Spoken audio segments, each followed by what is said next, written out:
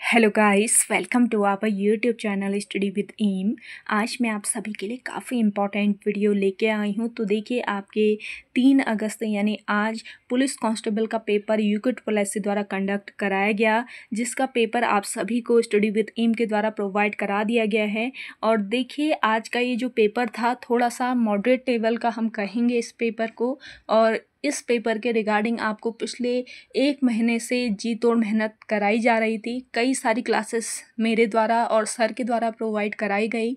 तो बहुत सारे क्वेश्चन ऐसे आए हैं आज के इस पेपर में जो कि हमारे क्लास से फंसे हुए हैं। डायरेक्ट एज इट इज़ छपे हैं तो नहीं कहूँगी, लेकिन उसी के आसपास के रिलेट करके उसी तरीके के क्वेश्चन आयोग के द्वारा आज पूछे गए हैं इस पेपर में। तो आप लोग देख लीजिएगा, और जिन लोगों ने क्लास रेगुलरली फॉलो की होगी उसका आज का पेपर काफ़ी अच्छा गया होगा। और देखिए, फ़िलहाल मैं आप सभी के लिए यहाँ पे हिंदी का सॉल्यूशन लेके आ चुकी हूँ, और बाकी का सॉल्यूशन आपको अभी थोड़ी देर में ही हम प्रोवाइड कराएंगे। फ़िलहाल आप हिंदी का देख लीजिए।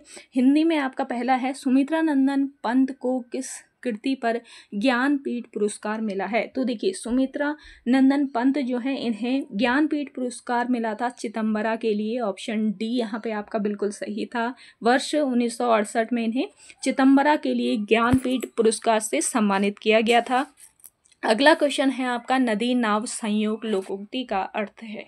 नदी नाव संयोग, इस लोकोक्ति का अर्थ है आकस्मिक भेंट। मैंने अपने जो क्लासेस प्रोवाइड कराई थी, लोकोक्तियाँ आप लोगों को प्रॉपर कराई थी। मैंने जो क्लास आपकी चल रही थी पुलिस के एग्ज़ाम के रिगार्डिंग, तो बताया भी था मैंने, लोकोक्ति और मुहावरे आयोग पूछता ही है। तो यहाँ पे आप देख सकते हैं पूछा गया था। रेगुलरली आप लोगों ने अगर क्लास फॉलो की होंगी तो आपको पता चल गया होगा कि आयोग के पैटर्न पर ही मैंने सारी क्लास आपको प्रोवाइड कराई थी और सर के द्वारा भी प्रोवाइड कराई गई थी। तो वो आप लोगों ने अगर फॉलो की होंगी तो काफ़ी हेल्पफुल आपके लिए वो क्लासेस रही होंगी। अगला है आपका, मनोहर श्याम जोशी की रचना सिल्वर वेडिंग किस प्रकार की कृति है। तो देखिए, मनोहर श्याम जोशी की ये रचना है सिल्वर वेडिंग, और ये एक लंबी कहानी है। ऑप्शन ए यहाँ पे आपका बिल्कुल करेक्ट है। अगला क्वेश्चन देखेंगे, निम्न में से कौन सा विकल्प सरकारी पत्राचार से संबंधित नहीं है। तो सरकारी पत्राचार से संबंधित नहीं है आपका संवाद लेखन। नेक्स्ट है आपका, निम्नलिखित में से कौन सा शब्द स्त्रीलिंग शब्द है। स्त्रीलिंग शब्द इसमें से आपका कौन सा हो जाएगा, परीक्षा। ऑप्शन डी बिल्कुल करेक्ट आंसर है इस क्वेश्चन का। नेक्स्ट क्वेश्चन देखेंगे, निम्नलिखित में से शुद्ध शब्द है। तो देखिए, शुद्ध शब्द बताना है कौन सा है, तो आपका लब्ध प्रतिष्ठ इसमें शुद्ध शब्द है। हिंदी का अगला क्वेश्चन है आपका, निम्नलिखित युग्मों पर विचार कीजिए तथा नीचे दिए गए विकल्पों में से सही विकल्प चुनिए। तो यहाँ पे आपको रिश्ते और स्थानीय भाषा में उनको क्या कहा जाता है ये दिया गया है। तो मौसी जो है इनको कहा जाता है कैंच। स्थानीय भाषा में मौसी को कैंच कहा जाता है।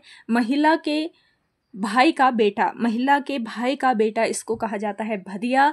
माँ की बड़ी बहन को कहा जाता है जड़जा, और वहीं बहू की अगर मैं बात करती हूँ तो बहू को कहा जाता है बुआरी। तो इस हिसाब से आपका यहाँ पे करेक्ट कर लीजिएगा, आपका कौन सा वाला होगा। आंसर मैंने आपको बता दिया। नेक्स्ट है आपका, पुष्कर किस शब्द का पर्यायवाची है। देखिए, यहाँ पे पुष्कर जो है इसका हो जाएगा आकाश। नेक्स्ट क्वेश्चन देखेंगे, इनमें से कौन सा शब्द गंधबोधक नहीं है। तो गंधबोधक आपका कौन सा शब्द नहीं है इनमें से, ज्ञान। ऑप्शन सी बिल्कुल करेक्ट है आपका। अगला देखेंगे, भूडोल का अर्थ है। भूडोल का अर्थ इसमें से हो जाएगा आपका जल जला। ऑप्शन डी बिल्कुल करेक्ट आंसर हो जाएगा। आप सभी को जो पूरा पेपर है उसका सॉल्यूशन जल्द ही प्रोवाइड कराया जाएगा हमारे द्वारा। तो आप लोग स्टडी विद एम पर नए हैं तो स्टडी विद एम को सब्सक्राइब कर लीजिए, और इस वीडियो को ज़्यादा से ज़्यादा आप लोग शेयर कीजिएगा। नेक्स्ट क्वेश्चन है, सूची फर्स्ट को सूची सेकंड से सुमेलित कीजिए। तो यहाँ पे देखिए, सूची फर्स्ट में आपको कंठ तालव्य दिया गया है। तो कंठ तालव्य व्यंजन या स्वर बताना है, कौन सा हो जाएगा। तो कंठ तालव्य होता है आपका ए। दंतोष्ट आपका हो जाएगा व। अनुनासिक की मैं बात करती हूँ तो ये होता है आपका म, और मूर्धन्य हो जाएगा आपका ट।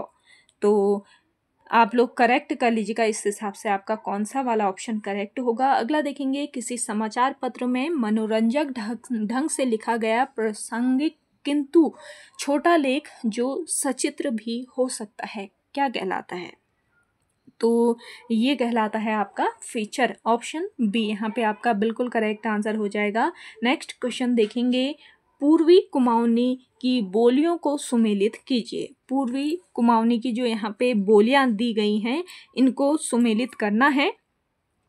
तो देखिए, कुमैया ये आपके चंपावत क्षेत्र में बोली जाती है। सोरियाली आपका हो जाएगा सोर परगने की बोली क्षेत्र, और सोरियाली किसे कहा जाता है? सीरा क्षेत्र को सीरियाली कहा जाता है। और गंगोई आपका हो जाएगा सरयू और रामगंगा नदियों के बीच का क्षेत्र। तो आपका करेक्ट कौन सा होगा, आप लोग कर लीजिएगा। इसका करेक्ट आंसर कौन सा होगा? Option C. अगला क्वेश्चन देखेंगे, अगला है आपका, जहां गुण की अत्यंत समानता के कारण उपमेय में ही उपमान का भेद आरोप कर दिया गया हो, वहां कौन सा अलंकार होगा? तो देखिए, यहाँ पे आपका रूपक अलंकार हो जाएगा। ऑप्शन सी इस क्वेश्चन का करेक्ट आंसर था। अगला देखेंगे, वनौषधि में कौन से संधि है? वनौषधि यहाँ पे आपकी हो जाएगी दीर्घ वृद्धि संधि। ऑप्शन डी यहाँ पे आपका करेक्ट आंसर है। देखिए, वनौषधि का अगर हम संधि विच्छेद करते हैं तो इसका संधि विच्छेद होता है वन धन औषधि।